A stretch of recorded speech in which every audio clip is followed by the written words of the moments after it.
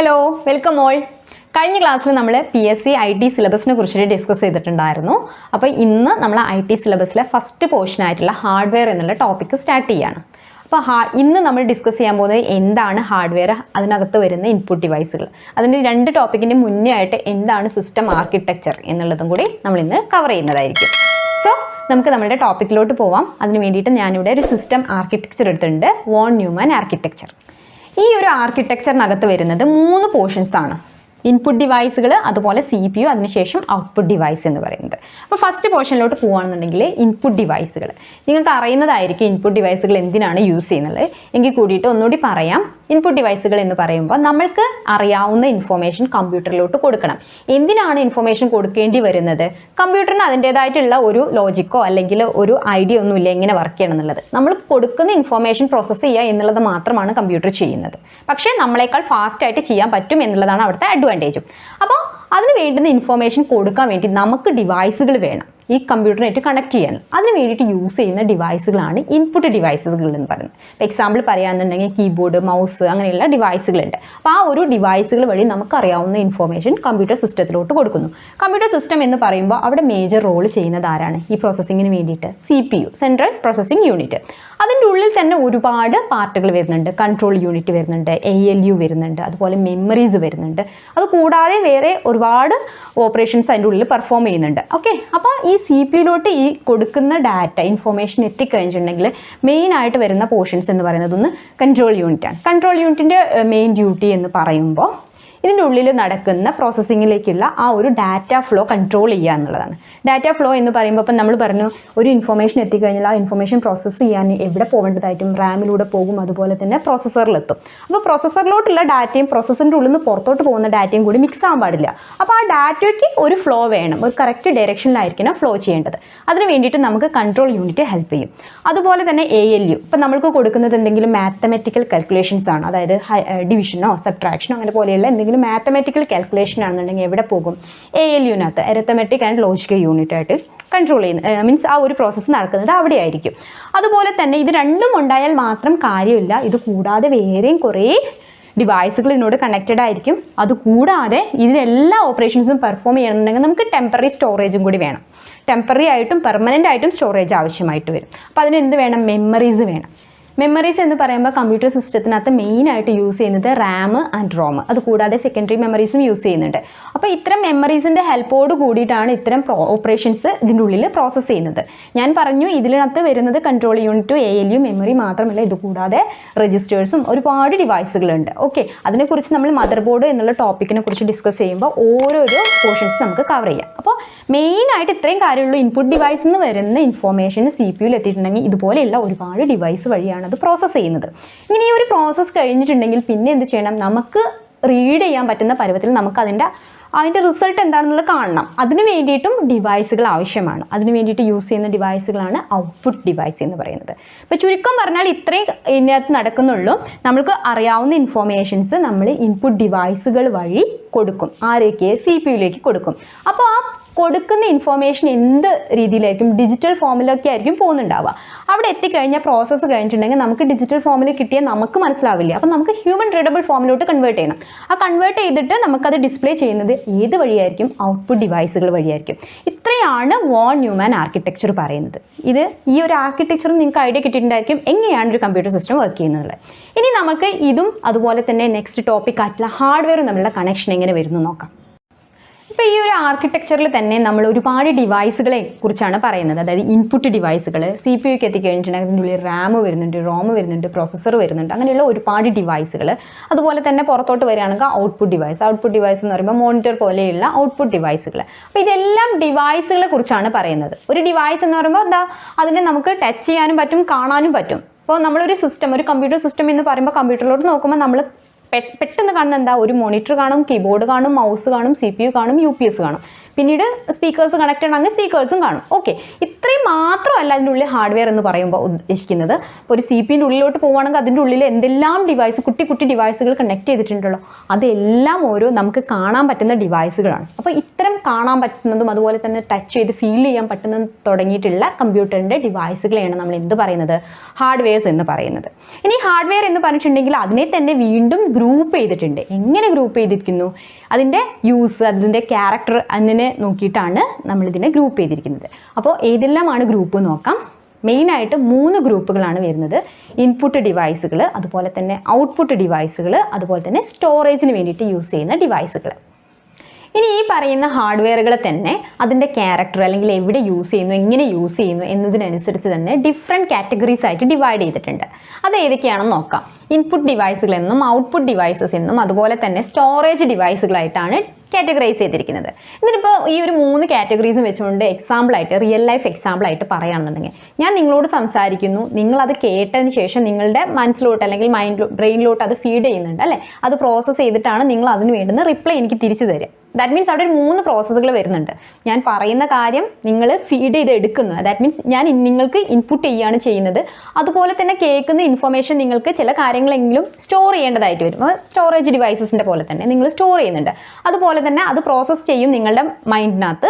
അതിനുശേഷം നിങ്ങൾ റിപ്ലൈ ചെയ്യുന്നു, ദാറ്റ് മീൻസ് ഔട്ട്പുട്ട് ചെയ്യുകയാണ് ചെയ്യുന്നത്. അപ്പോൾ ഇത്രയും 3 പ്രോസസ്സുകൾ മിനിമം അവിടെ നടക്കുന്നുണ്ട്.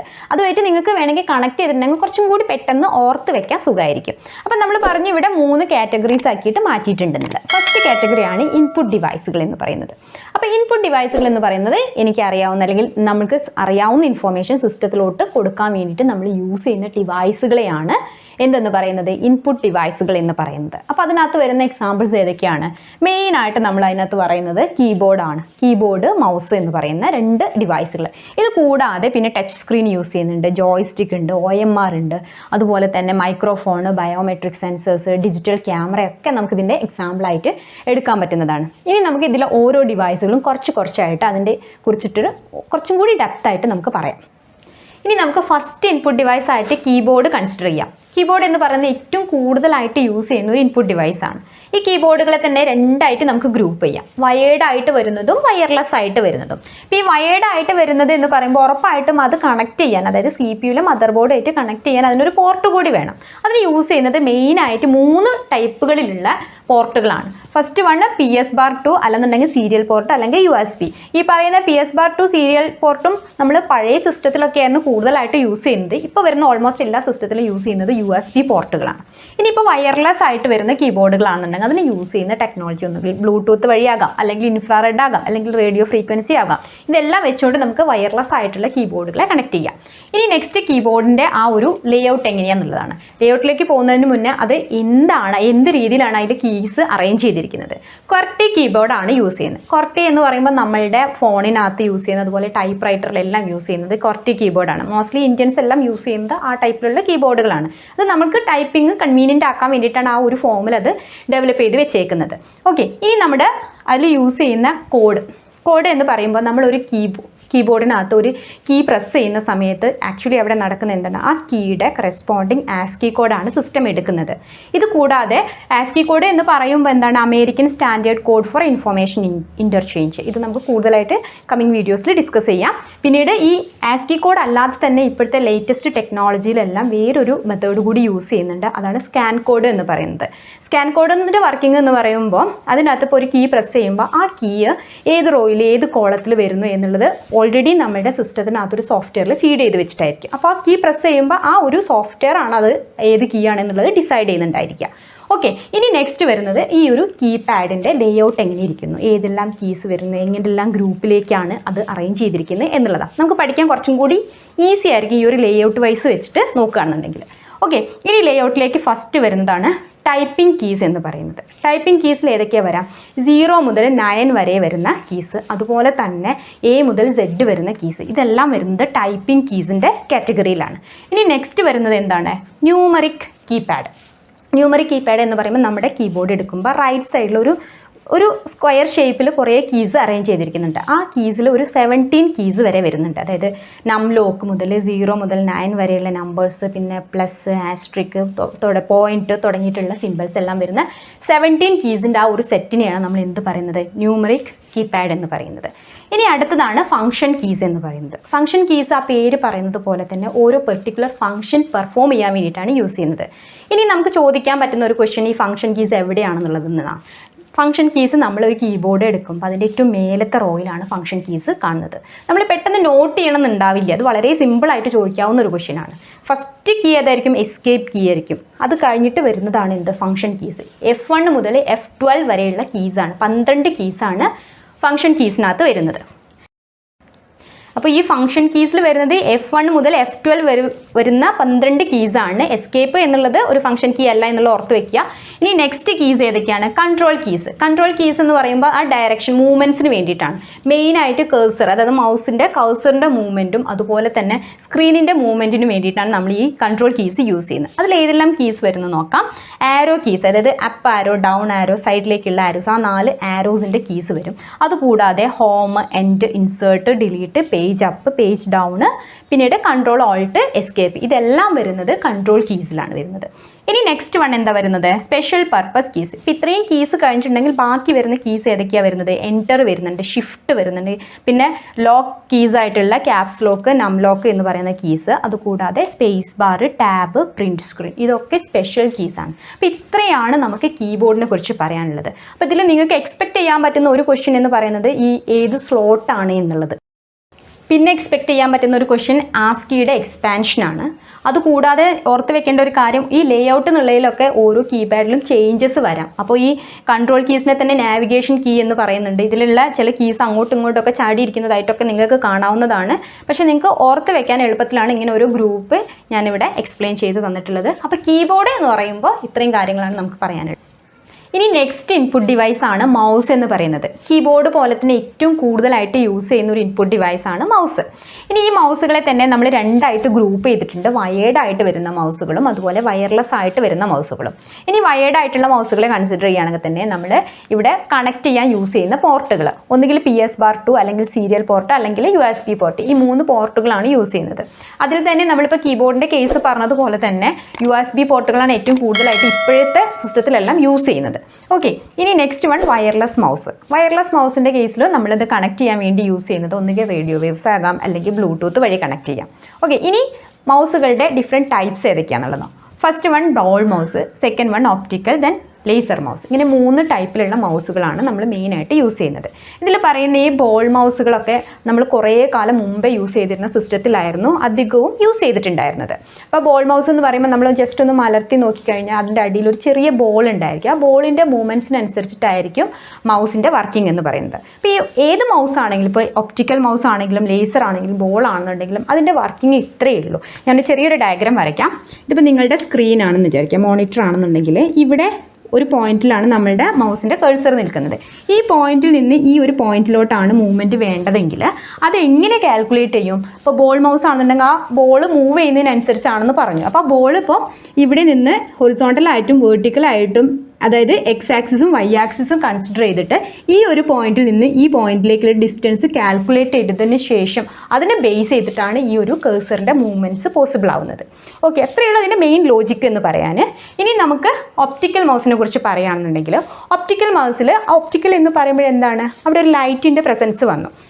അപ്പോൾ ലൈറ്റിൻ്റെ പ്രസൻസോട് കൂടിയിട്ടാണ് ഇവിടുത്തെ ആ ഒരു മൂവ്മെൻറ്റ്സ് പോസിബിൾ ആയിട്ടുള്ളത്. അപ്പോൾ മെയിനായിട്ട് LED ലൈറ്റുകൾ. ഇപ്പോൾ ഇപ്പോഴത്തെ ഒരുവിധം സിസ്റ്റത്തിലെല്ലാം നമ്മൾ കണക്ട് ചെയ്തിരിക്കുന്ന മൗസ് ഇങ്ങനെ മലർത്തി നോക്കി അതിൻ്റെ ഉള്ളൊരു ലൈറ്റ് കാണാം. മോസ്റ്റ്ലി റെഡ് ലൈറ്റാണ് കാണാറുള്ളത്. അപ്പോൾ ആ ലൈറ്റ് LED ലൈറ്റ് വെച്ചുകൊണ്ടാണ് ഒപ്റ്റിക്കൽ മൗസുകൾ വർക്ക് ചെയ്യുന്നത്. ഇനി നെക്സ്റ്റ് വണ്ണാണ് ലേസർ മൗസ് എന്ന് പറയുന്നത്. ലേസർ മൗസിൻ്റെ കേസിൽ അത് യൂസ് ചെയ്യുന്ന പേര് പറയുന്നത് പോലെ തന്നെ ലേസർ റേസ് വെച്ചുകൊണ്ടാണ് ലേസർ മൗസുകൾ വർക്ക് ചെയ്യുന്നുണ്ട്. ബാക്കി 2 മൗസുകൾ അപേക്ഷിച്ചിട്ട് കുറച്ചും കൂടി ഇതിൻ്റെ മൂവ്മെൻറ്റ്സ് കുറേയും കൂടി ആക്യുറേറ്റ് ആയിട്ട് ചെറിയ മൂവ്മെൻറ്റ്സ് എല്ലാം ട്രാക്ക് ചെയ്യാൻ പറ്റും നമ്മൾക്ക് ഈ ലേസർ മൗസ് വെച്ചുകൊണ്ട്. അപ്പോൾ ഇത്രയാണ് നമുക്ക് മൗസുകളെ കുറിച്ച് പറയാനുള്ളത്. സോ ഇന്നത്തെ വീഡിയോ നമ്മളിന്ന് വൈൻഡപ്പ് ചെയ്യാൻ പോവുകയാണ്. ഇന്നത്തെ ക്ലാസ്സിൽ നമ്മൾ ഡിസ്കസ് ചെയ്തത് ആർക്കിടെക്ചർ, അതായത് വോൺ ന്യൂമാൻ ആർക്കിടെക്ചറിനെ കുറിച്ച് പറഞ്ഞു.